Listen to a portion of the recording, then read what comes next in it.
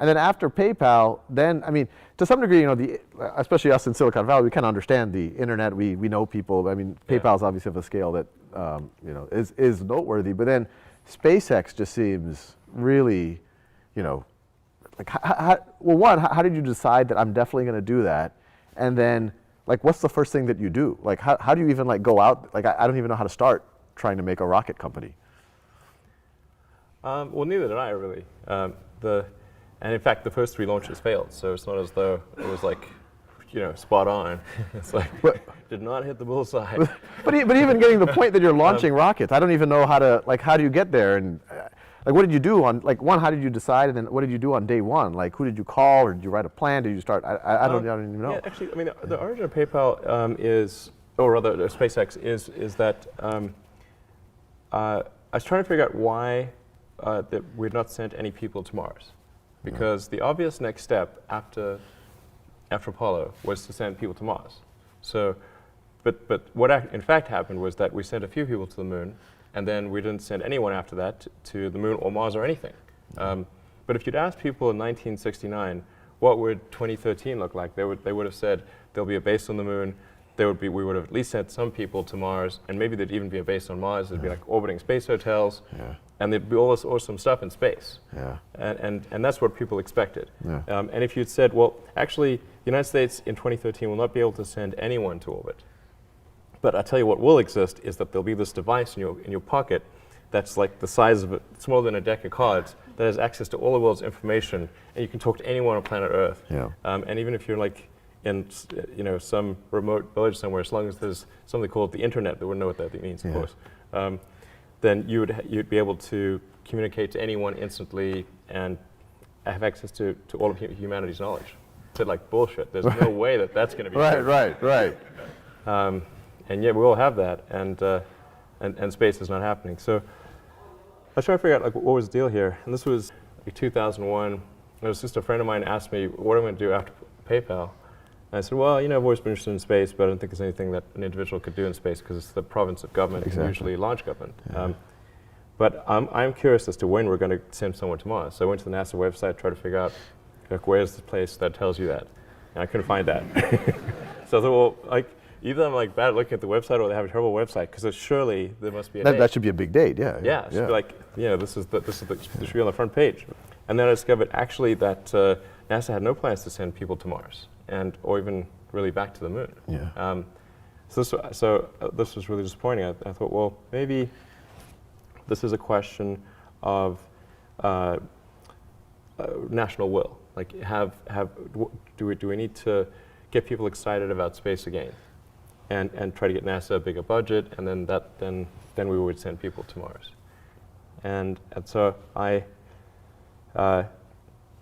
started researching the area, becoming more familiar with space, reading lots of books, and came up with this idea to do something called Mars Oasis, which was to send a small greenhouse with seeds and dehydrated gel. That upon landing, you hydrate the gel. You have green plants on a red background, and the public responds to precedents and superlatives. So we're the first life on Mars, the furthest that life's ever traveled, and you'd have this money shot of green plants on a red background. So that seemed like it would get people pretty excited. So I started getting into this and trying to figure out, okay, well, can I afford to build the spacecraft? Because I had some money as a result of PayPal, but it had to fit within that budget. And I figured we had to do 2 missions, because if we only did one and it failed, then it might have like the opposite effect. But you were willing to bet the farm, so to speak, on this. Yeah. Well, I figured like I was willing to spend half the money that I got from PayPal. With no expectation of return. Right. Because I thought this was just something that was pretty important, and I'm like, it seemed like I could spend half the money on PayPal on this, and there'd be, if that got NASA a bigger budget and resulted in us going to Mars, that would be a pretty good outcome. And when your friends came or your family came up to you and said, look, you know, there's nations that can't do this, you know, you're a guy, but you have some resources, what did you say or do or think? Well, so I had a lot of friends of mine try to talk me out of starting a rocket company because they thought it was crazy, and friend of mine made me watch a video of rockets blowing up. And there were just lots of people that thought it was a really crazy idea, and there was some people that had tried to start rocket companies, not succeeded, and they tried to talk me out of it. And but the thing is that the premise for talking me out of it was, well, we think you're going to lose the money that you invest. And I was like, well, that was my expectation anyway. Right. So I don't really mind if I lose. I mean, I might, but I mean, it's not like I was trying to figure out the rank-ordered best way to invest money, and on that basis, chose space. Right. It's not like that's. I thought, wow. You weren't looking at like money market bonds, AAA bonds, right, exactly. rocket company. Like you weren't like do real estate. Invest in shoemaking, anything. And whoa, space is highest ROI. Exactly. That is not what it wasn't the premise. I just thought that it was important that humanity expand beyond Earth, and we weren't doing that. So maybe there was something I could do to kind of spur that on. And then I was able to compress the costs of the spacecraft and everything down to a relatively manageable number, and I got stuck on the rocket. The U.S. rockets were way too expensive. I ended up going to Russia, flew to Russia 3 times to negotiate purchase of an ICBM. I tried to buy 2 of the biggest ICBMs in the Russian fleet in 2001 and 2002. And I actually negotiated. I'll just let that statement stand. I'm not even going to. I mean, that's. Well, actually, I have to. Like, who did you call? No, I mean, you open the yellow pages. Yeah, go to I'm in the market. ICBMs. I mean, how does this? I mean, I don't want to get too much in the weeds, but I am curious. Just this one particular thing. You decided at some point you need to buy an ICBM. Yeah. Well, actually, at first I tried to buy just a normal launch vehicle that they used to launch satellites. Right. Those were too expensive. I see. I see. The Boeing Delta II would have cost $65 million each, and so 2 would have been 130, and then I was like, whoa, okay, that breaks my budget right there. Yeah. And I tried to negotiate with them, and that was not. How much does an ICBM go for? I'm curious, what's the market rate for one of those? Well, this was right after the fall. It might have gone up. Yeah, it's gone up a lot since then. But in 2001, it would have been about $10 million each so 2 would have been 20, and then I thought I could get the rest of the mission down to also around 10 per. So we'd have a dual mission with like 2 identical launches, 2 identical spacecraft, and for like roughly $40 million, and so I thought that I can do that. But you must have had some rocket scientists advising you at this point. I mean, this sounds like you're serious. I mean, you were. Yeah, engaged a bunch of sort of consultants. And kind of started to get familiar with the space industry.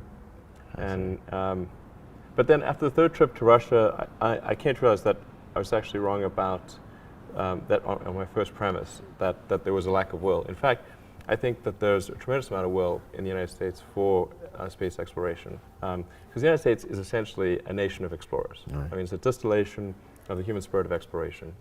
So of course, it was quite silly of me to think that people lack motivation. But what people don't want to think is that, sending people to Mars is going to be so expensive that they'll have to give up like healthcare or something. Right. They're not going to do that. So it's got to be, it's got to be that going to Mars is not going to cause some meaningful drop in their standard of living. Right. So if it's like maybe 0.25% or 0.5% of GDP, something like that is palatable. Right.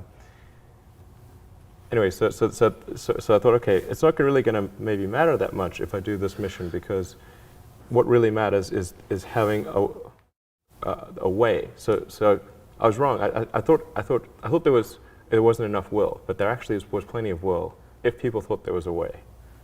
So then I said, I need to work on the way. Yeah. How hard is it really to make a rocket? In historically, all rockets have been expensive. So therefore, in the future, all rockets will be expensive. But actually, that's not true. If you say, what is a rocket made of? And say, it's made of aluminum, titanium, some copper, carbon fiber if you want to go that direction. And you can break down and say, what is the raw material cost of all these components? And if you have them stacked on the floor and could wave a magic wand so that the cost of rearranging the atoms was 0, then what would the cost of the rocket be? Yeah. And I was like, wow, okay, it's really small. It's like, 2% of what a rocket Right, costs. right. So clearly, be in how the atoms are arranged. Right. The other, so you got to figure out sort of, okay, how can we get the atoms in the right shape much more efficiently? Yeah.